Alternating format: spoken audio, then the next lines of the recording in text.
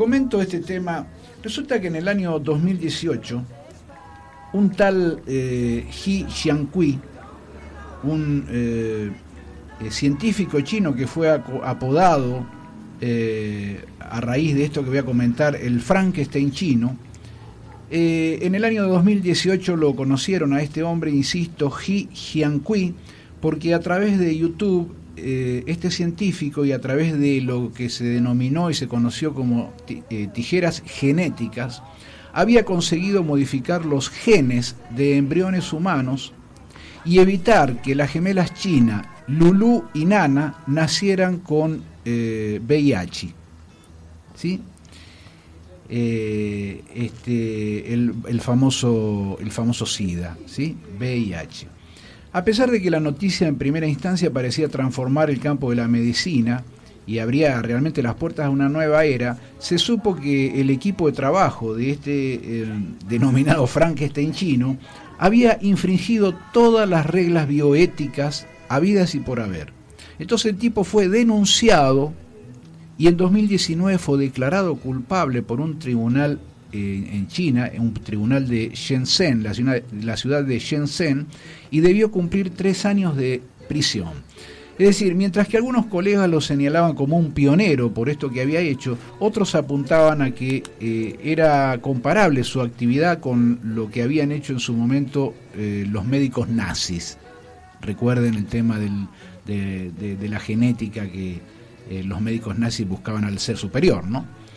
Muchas preguntas, muchas controversias respecto de un problema bioético que también tiene lugar o va a tener lugar en los próximos años. El tema es que la noticia recorrió el mundo porque era el primer caso que se había conseguido en el mundo, insisto, en el 2018, de bebés de diseño, como se los denominó.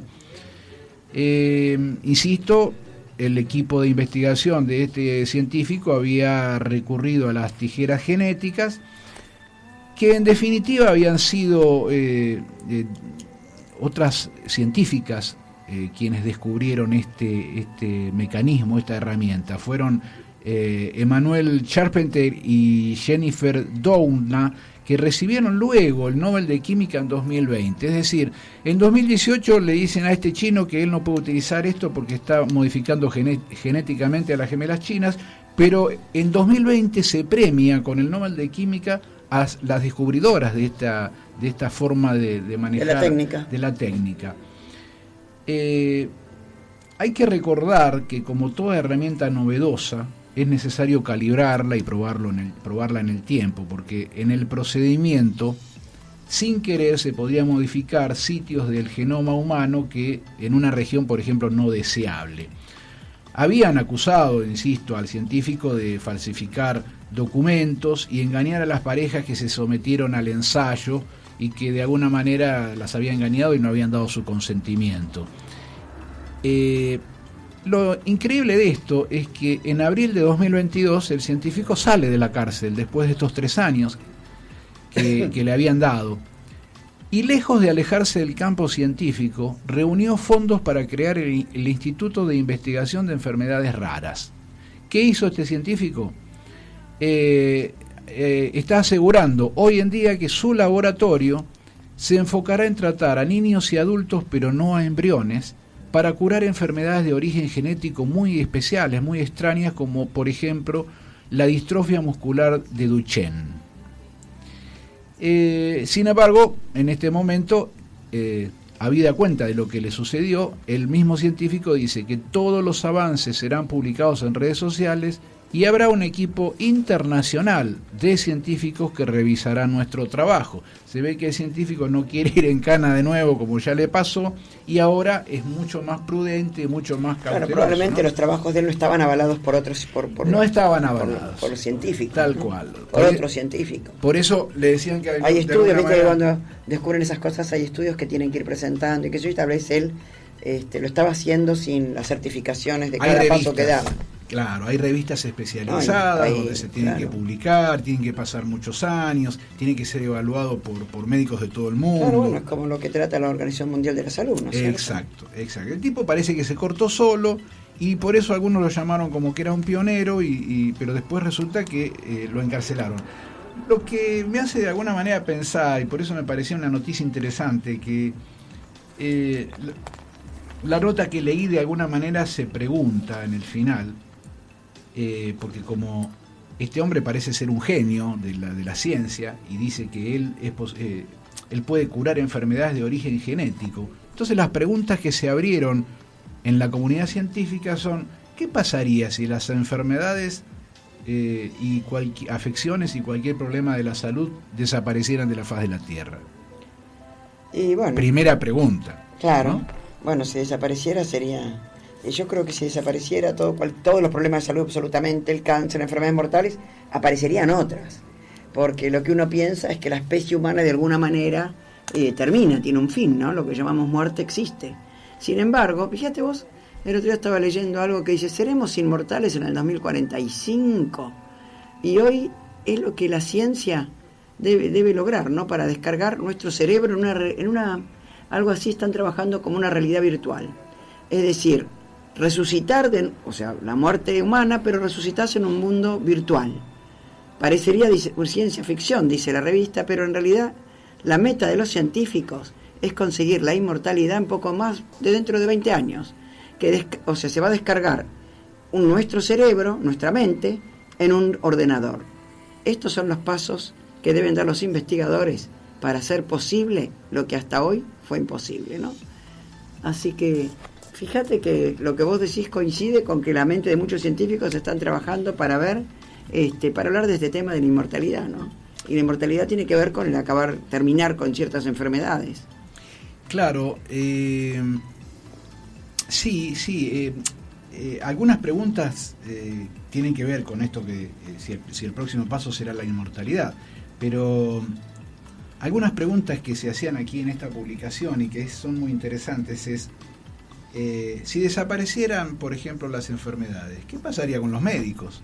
¿Qué pasaría con los medicamentos, con los laboratorios y con todos los intereses económicos que están detrás de los laboratorios, ¿no? Y bueno, debe haber muchos, los famosos intereses creados, ¿no?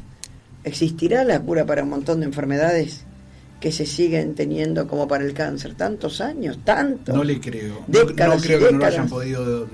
y no hay una cura, creo que, claro.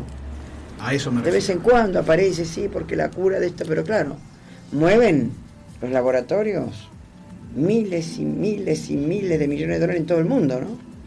¿Será tan cierto que no pueden encontrar la cura? ¿Será cierto que no pueden encontrar la cura para el VIH que vos estabas hablando? ¿Para enfermedades autoinmunes? Porque el negocio de los medicamentos también es muy fuerte. Uno desconoce esto, pero a veces creo que el ciudadano común se lo presenta, ¿no? Por eso, y te tiro dos preguntas más ya, que no se pueden responder, pero que fíjate qué interesante es el tema, ¿no? Una de las preguntas es: ¿de qué serviría incrementar la esperanza de vida? Es decir, la expectativa de vida sabemos que hace 50 años era de 60 años, suponete. En este momento está en 80, hay países que están en 85, 90, la expectativa de vida. Me pregunto... No se fue incrementando, ¿cómo? Sirvió, ¿cómo se fue incrementando? Sí, pero esperá porque no es tan fácil. Sí, se va incrementando, pero una sociedad tiene que estar preparada para absorber esa mayor cantidad de gente vieja, que el otro día casualmente vos hablabas de... Justamente, de a eso China, íbamos, tiene que estar el equilibrio del otro lado de los nacimientos. Ahí está. ¿Qué pasa con los sistemas de salud? Si pueden realmente atender a tanta gente anciana. Bueno, el tema es crear el tema previsional, ¿se entiende lo que digo? No solo el tema previsional, sino además se entiende que vos tenés que aumentar la expectativa de vida y aumentar la calidad de vida, porque si no colapsaría absolutamente todo. Claro, ¿entendés? Si yo le doy salud, como dicen ahora que los chicos que están naciendo en este momento, por ejemplo, hablaban el otro día en un programa científico, decía: todos los chicos de esta década, ¿no? De que están naciendo en la década del 2000, del 2020, 2021 en adelante, van a vivir más de 100 años. Ahora, pueden llegar a vivir 100, 120 años como una cosa natural, como hoy se vive hasta la expectativa de vida según distintos países del mundo varía mucho, ¿no? Pero supongamos una expectativa de vida de 80 años. Calculá que la están extendiendo 40 años más. Vos tenés que preparar al mundo. Por el otro lado, a nivel previsional tiene que nacer la misma cantidad de chicos, la misma cantidad de niños. Claro, ¿cómo ¿No es se cierto? solventa Para el sostener el sistema jubilatorio? Y por el otro lado tenés que hacer que esos 40 años de expectativa de vida se conviertan en una vida saludable. Si no, ¿de qué sirve? Primero, si no, la verdad, ¿para qué querés vivir hasta eso. los 120 años si ves morir a toda la gente que amás alrededor? O si estás enfermo o postrado en una cama, no sirve. Si no le das a esa expectativa de vida una calidad de vida, no serviría. Entonces, yo creo que una cosa tiene que ir de la mano de otra. Tal cual. Fíjate que Francia está preocupado porque también tiene muchos ancianos. Extendió la edad jubilatoria ahora, 64 años. La tenían 60, 4 años. Sí, más. pero ya que agregaste eso, cortito, porque no tenemos tiempo para desarrollarlo. Pero no nacen cortito, niños. Escuchá, cortito, con esto de que estás hablando de Francia, ¿sabes cuánto pide el régimen previsional francés para acogerse a jubilación? Recién me entero. 40 años. 42 años. Sí, y lo quieren 40 llevar a años 43. Es decir, lo que nosotros tenemos aquí en la Argentina con 30 años de aportes, ellos lo quieren llevar a 43. Pero ellos no estiman que ninguna persona, no les cabe en la cabeza que alguien pueda trabajar en negro. Vos considerás de los 18 hasta los 60 tenés 42 años. Claro.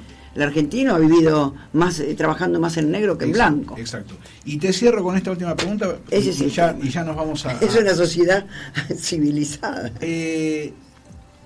La última pregunta que dejo aquí en el tintero y que tiene que ver con la historia de este Frankenstein chino. La última pregunta, que de alguna manera la ciencia está proveyendo soluciones que parecen en este momento sobrenaturales, como lo que vos dijiste de la realidad virtual. La realidad virtual. Entonces, la pregunta del millón es, ¿quiénes van a poder acceder a esas mejoras? ¿Estarán al alcance de todos o solamente van a acceder a aquellas familias millonarias o miembros de la aristocracia, como sucede generalmente en la historia universal, ¿no? Buen interrogante. Buen interrogante. Bueno, queríamos dejar planteado este tema con una noticia que no por rara y no por extraña deja de ser muy, pero muy interesante y muy actual. Vamos a nuestra segunda pausa. ¿Querés un regalo especial? ¿Por qué no un cuchillo artesanal? Hay gustos en la vida que hay que dárselos. ¿No soñaste con tener tu cuchillo especial y único? Hecho a tu gusto y a tus necesidades, con materiales de primera calidad y, lo más importante, artesanales. Héctor Negri, cuchillería artesanal. Artesano y forjador, 30 años de experiencia en el rubro. Reconocido por sus tallas especiales y piezas únicas. Garantizados de por vida y con su certificado de autenticidad. Héctor Negri, cuchillería artesanal, desde Santa Clara del Mar. Celular 11 50 53 19 11. No lo dudes, entra para ver. Héctor Negri, cuchillería artesanal en Facebook.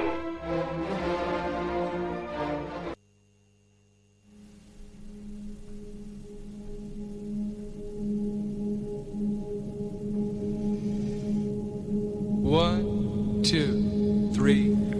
I'm standing on the porch like it's the edge of a cliff.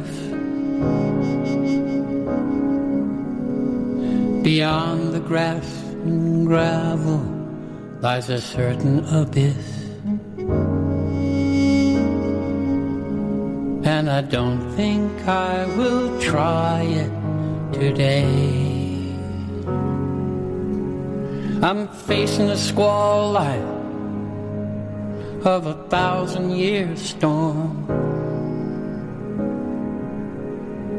I don't know if I'm dying or about to be born, but I'd like to be with you today. Yes, I'd like to be with you today. And I won't stay for long. I've got a place of my own, a little slice. There's a sliver of air between the water and the ice. It's where I live, where I breathe. An abandoned song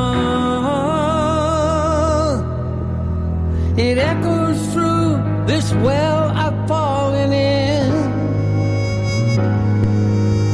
If I could just remember the smell of your skin, then I could live, I could breathe, I could breathe. I'm asking perfect strangers if I look to be alright.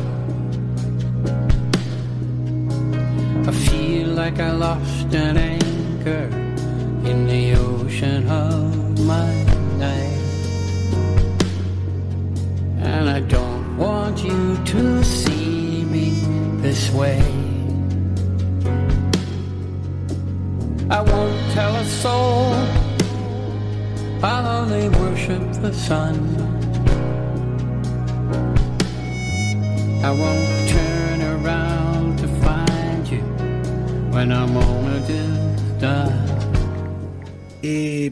Todo lo que de alguna manera confluyó en el movimiento de folk rock en la Argentina, con aquellos grupos tan recordados como Sui Generis, como Por Sui Gieco, el mismo Porcheto y muchos otros grupos más, de alguna manera marcaron mi adolescencia. Y cuando escucho este tipo de temas que son bastante particulares, son más bien tranquilos, me trae a colación aquella época. Este también es un tema de David Crosby, insisto, fallecido hace pocos días, el 19 de enero, que increíblemente se llama No me quedaré por mucho tiempo, y fue grabado en el año 2021. Es el registro discográfico más actual o más reciente del fallecido David Crosby. No me quedaré por mucho tiempo, me quedó picando el nombre del título con esta noticia triste de este hombre que brilló en el panorama del folk rock.